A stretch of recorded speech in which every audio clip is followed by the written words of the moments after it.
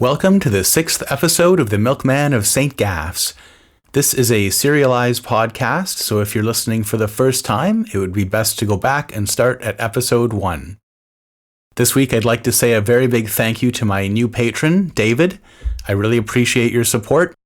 It is quite a labor-intensive process to write and record this podcast, as well as doing the sound design and making a lot of the music. If you'd like to support the show, visit howiemilkman.com. And with that, let's get to the episode. It's time for the Milkman of St. Gaff's, starring Howie the Milkman.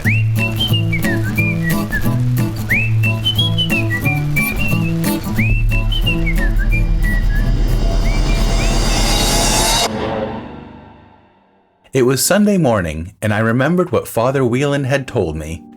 Lots of pretty girls there. So despite the weariness of the past couple of days, I decided to attend church service that morning. There was, in fact, only one pretty girl I was interested in, and I thought she might be there and that maybe I'd get a chance to talk to her. It was a bright, cold fall morning, and the town was quiet. I usually slept in as best I could on Sundays, and then had myself a walk along the pier, since I had the whole place to myself. Then I'd read for the afternoon and generally just laze around. I didn't really know what to expect at church. As I got closer and saw the others on their way, it dawned on me that I was grossly underdressed.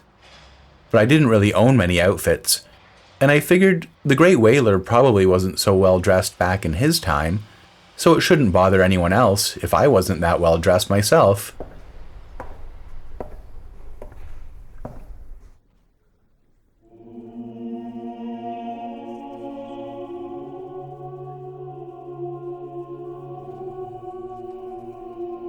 I imagined everyone would be happy to see me and extra welcoming to have a new soul joining the congregation, but mostly no one spoke to me at all. I supposed it was just the holiness of the place and the day that stifled their enthusiasm at seeing me there. I hadn't ever really had a good look at the church before since I'd only been in there during work hours and I had to rush, but now I could really soak up the atmosphere. The building was like one long hallway with a bell tower up front. The hall, I learned later, was called the Nave, which sounded like naval. I suppose because of the seafaring nature of our religion. There was a choir singing, and it was quite a nice song. I took the opportunity to get a closer look at the arches. This being an older church, the arches were, of course, giant whale rib bones. I couldn't even imagine how big the whale must have been, and the bones, like all the old whale bones, glowed green. I went up to have a closer look, and to my surprise, when I touched the bone, the glowing got much brighter. I pulled my finger back right away since I didn't want to cause any trouble, but when I looked to the side, I saw that Travis was looking right at me, and he walked over. Morning, Howie. Fancy seeing you here. Morning, Travis. I thought it was about time I started paying attention to the important things in life, if you know what I mean. I noticed when you touched the bone. Oh, I didn't mean any harm. It's just a bone, Howie. You can't hurt it. Just then, Mr. Greenwood walked by with Stormy. He gave me a little nod. Stormy glanced at me, but quickly looked the other way. That made my stomach sink a bit, but maybe I'd have another chance later. Why don't you sit with Naomi and I? Travis said. Since I didn't really know what went on in a church service, I was glad to have somebody who could be a bit of a lifeline. So I sat with Travis and Naomi. For whatever reason, they sat all the way in the very last pew. I saw the rest of everyone else come in, not many milkmen, but I did see McMyrtle with his parents. They were sort of middling people who owned a dry goods store in town. They sat about halfway to the front. Inspector Piercy came in, and that made me nervous after what had happened. He saw me and just gave a sneaky little wink. I'll have to tell later about what happened the other night on the dock. Just before service began, Mrs. Noseworthy hurried in and took one of the only places left, plopping herself down right in front of me. Her enormous head mostly blocked my view, so I had to keep shifting to see what was going on. The choir stopped about then, and Father Whelan walked out, looking much more serene and divine than I'd ever seen him look before. Everyone got quiet, and he began. Shipmates, today, on the anniversary of that tragedy which still affects many of our local families, I will discuss the merchant Bellarmine. Now Bellarmine, we recall, was a trader in the ancient world. He sailed the known seas and thus met our Savior.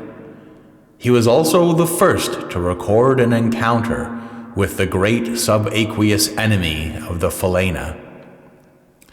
Until he met the whaler, Bellarmine, nearly alone among his kind, understood the degree to which he'd been living in sin. He was tormented with that demon of the deep night and day. It plagued his days and tormented his nights. Only after meeting the whaler was he able to defeat the monster, and, more importantly, keep the beast from returning to his dreams and hounding his every step.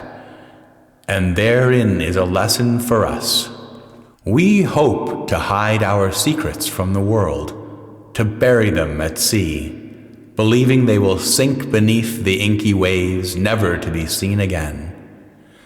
But the merchant assures us that those depths are the repository of every last sin we commit.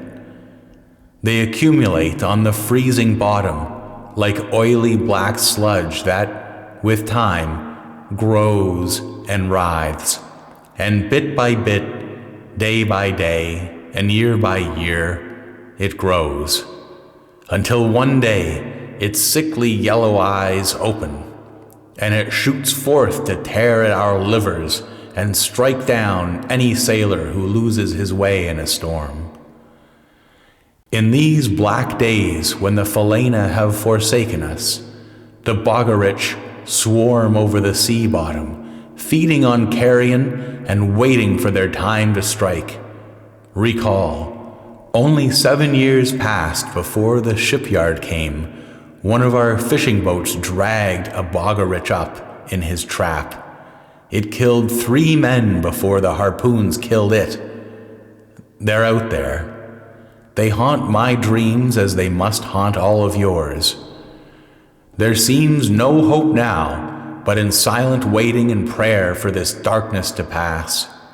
In the waiting time, know that there is a record of our sins built up for us. We cannot hide. We cannot escape.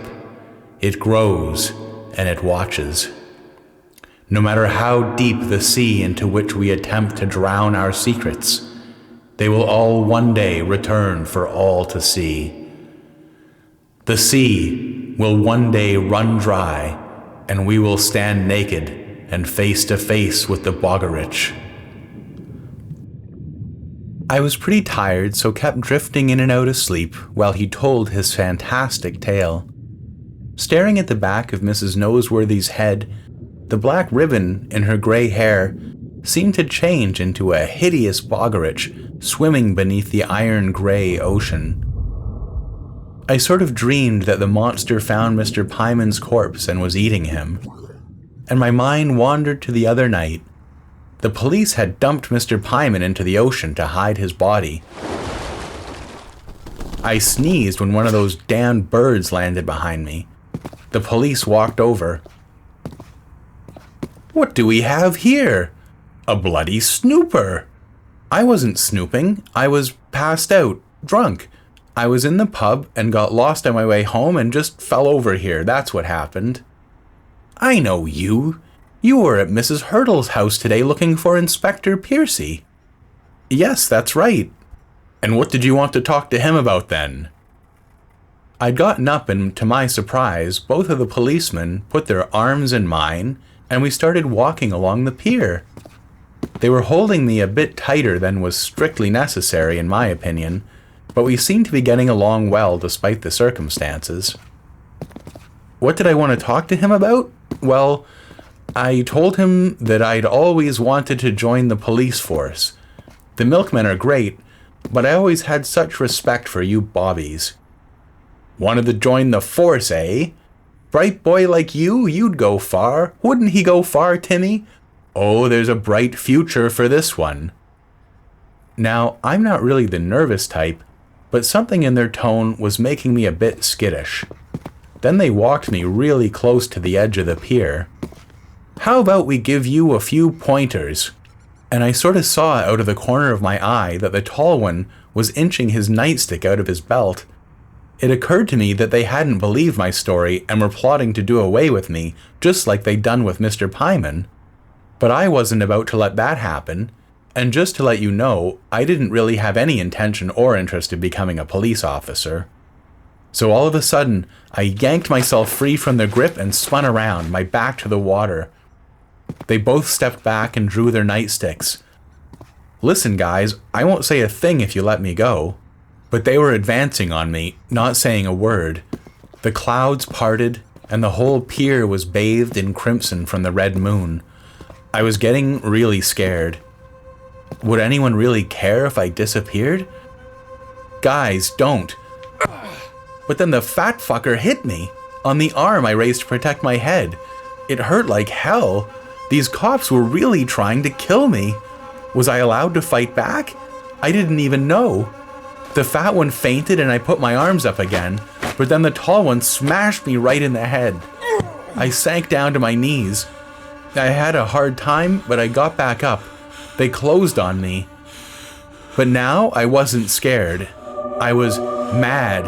I felt all the rage of hell rise up in me, and I heard an angel's choir, deafening. I looked at these two jerks, and for the first time in my life, I knew I was in control. I heard water pouring like a great sunken ship rising from the ocean. I raised my arms over my head. It was like I was giving them a taste of my nightmares. I felt power like I'd never felt before. I saw the cops look up, white as ghosts with terror, and they ran off. It was so bizarre. I turned around and nearly fainted when I saw... And then Travis elbowed me. I heard the tail end of a snore and realized it was coming from me. Whelan was still talking away up there, but I guess he'd moved on to more current affairs while I'd been dozing. He was red in the face now, and it looked like he was really warming to his subject. We've had the iron fences of our houses cut away for the war effort, and a lot of us have even given up our pots and pans. We've all had to tighten our belts, make do with less. I was puzzled by what Father Whelan said. As someone who grew up in Ming's Bight, and through several years of the war in the capital, I could say with confidence that this island seemed almost completely untouched by the turmoil on the mainland. When I looked around, though, I saw a lot of nodding heads and serious faces. Was I missing something? And on this, the 10th anniversary of our declaration of war against our northern neighbor, the Republic of Wayland, I believe it is my duty to remind us of the reasons we are fighting. On the surface, this conflict is about metal. With our iron ore in the mountains exhausted, and without the possibility of safely mining below ground, our great nation of Tau Law stood to lose its preeminent place in the world. Both economically and militarily, our enemies abroad sensed our weakness and began to move against us. And when it came time to ask for aid from our northern neighbor, they flatly refused, leaving us no choice but to take what we needed for our survival by force. For it is a precept of our faith, as well as of human nature, that one may do what is necessary for self-defense. But another law of nature, recognized by all men in all times, is the law of gratitude. And beyond the practical matter of our lack of metal, it is the ingratitude of our former northern colony that we seek, rightly, to punish with all our might. Never forget that we expended enormous resources to civilize the northern barbarian. We gave him our laws, our language, our roads, and our system of government.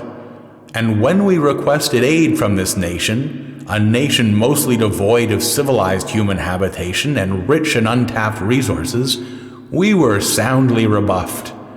Wayland may have gained her independence from the mother country, which we always expected she would when she reached a certain level of maturity, but the ingratitude that they have shown us, the mother country for all intents and purposes, is as inexcusable as a child's slap to his mother's face. Their claims of the sanctity and holiness of their mountains are simply lies, at most the holdover of some forgotten heathen religion they bandy about when convenient, since they do in fact procure ore for the guns and ammunition they use against our people. And never forget the wiliness of our foe. Within a year of our declaration of war, and against all rules of decency, Wayland moved her troops secretly far south of the border by sea and captured part of our capital, Mingsbite. This was all old news, and my mind wandered away from the old preacher, and I remembered. I remembered being a lad back in Mingsbite. I used to play in the schoolyard by the gas works. We lived in a narrow lane. Then the soldiers installed themselves right in the schoolyard. There was fighting when some enemy soldiers took over part of the town, just the outskirts. A school in the next district got bombed, and a bunch of the kids who'd survived were sent to our school, and they told us all about it. It was about the most exciting thing that had ever happened. There were roadblocks, and no one could go to the part of town the Waylanders had annexed.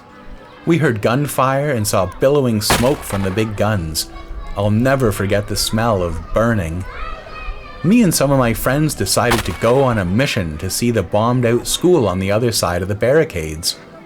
It was going to be a great adventure. I got my rope and a compass I'd gotten as a gift, and after school we all gathered in the yard reviewing our equipment and were about to set off. I told them I wanted to be first over the wall. Let's wait until dark to go. Don't let Howie come. He's so weird. But then I remembered that my mother wanted me home for dinner, so off I went home in the gloaming as the gas lights came on. I missed the adventure, but I thought it was an important thing to be a dutiful son. When I got home, my mother looked a little surprised. "Oh, Howie, your father's working late. There's still some macaroni from last night and a butter tart. I'm going out for a bit." But that was fine. I had my dinner and flipped through my comic book, Kid Eliza, Detective Extraordinaire. My favorite of those comics was the one where Eliza is on summer vacation at her family cottage at the lakes. All the fish were missing, so none of the kids could go fishing with their dads.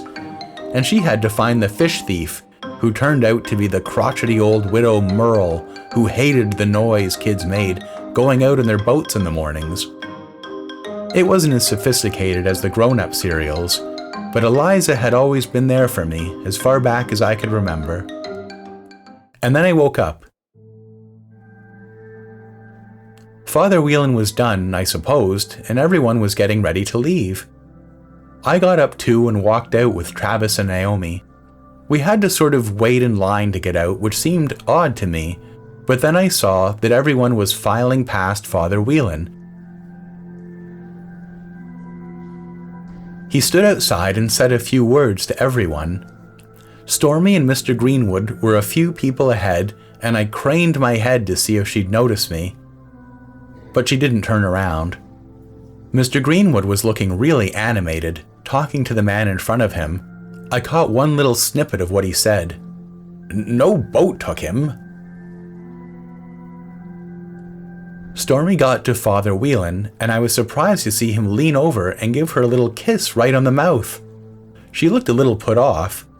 I couldn't hear what he said to her, but after a few words she walked down the stairs into the street.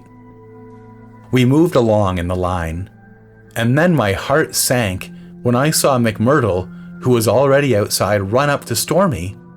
She said a farewell to Mr. Greenwood, and Stormy and McMurdo walked off together. I caught a glimpse of her smile and felt like I might throw up. But then it was our turn. Father Whelan leaned in to kiss Naomi. I learned later that he did this with every young woman, but Naomi managed to dodge him. She grabbed his hand and stepped back, making it impossible for him to get a peck in without looking ridiculous. It was impressive, really. You live alone, don't you, Howie? Howie? I was distracted. I do, Travis, yes. Why don't you come back with us for a proper Sunday dinner? We've got more than enough. It's good to have a home-cooked meal sometimes. I agreed, and we took the coast road out to his place. Naomi skipped along. She was a few years younger than me. I thought it would be polite to strike up a conversation with her, even though I didn't really know how to talk to young people. She was throwing stones into the ocean as we walked. So how do you like school, Naomi? I'm the smartest one in my class, right, Dad? It's not nice to say those things to others, lass. She looked right at me. Well, it's true anyways. That's wonderful. I was never so great in school myself. So where's your mother at, Naomi? I never see her. For a split second she froze, and I thought I saw Travis wince a bit. But then Naomi just kept going like I hadn't asked a thing. Dad says you found my gargoyle a while back and ended up in the water because you were so scared. Naomi. Oh, well, yes, something like that. Dad says that you're a... Naomi. Aren't you going to tell him? Just drop it, lass. I had no idea what they were talking about, but when we got to the cottage, they made me a cup of tea and I sat out on the porch while they got the rest of the dinner together. It was cool out, but I sipped the tea and that kept me warm. I looked out over the water. I felt myself relax for the first time in I don't know how long. If I could ever just have a place like this to sit and while away the hours, I'd be the happiest man alive. Travis was so lucky to have a spot like this. I imagined myself sitting here afternoons with Stormy inside cooking and maybe a kid playing with blocks on the porch at my feet. And then I remembered, what was that bastard McMurtle doing with Stormy? I got up and went inside to ask if they needed any help, but they were pretty much done, and what a spread it was. It smelled wonderful. Chowder, fish, pastries I didn't even know the name of, fruit, and I saw there was a gingerbread cake for after. I didn't know if I felt right accepting this kind of hospitality. It's too much. Nonsense, Howie. We don't eat like this every day, you know. A few mouthfuls into the meal, and I have to admit I was eating a fair bit quicker than the others, I burst out, "This is the best meal I've ever had." And really, it wasn't an exaggeration. Well, thank you very much for coming, Howie. It's good to have some company. The people in town hardly ever want to talk to us. No? And why not? They think Dad and I are weirdos. Well, we don't see eye to eye on some religious matters, Travis said. But you go to church? We do. Dad says he's the only one who actually knows anything about religion on the island, and that includes Father Whelan. We'll not discuss religion at the table, Naomi. That was fine with me, and I concentrated on the meal. Afterwards, when the sun was setting, I sat out on the porch again with Travis.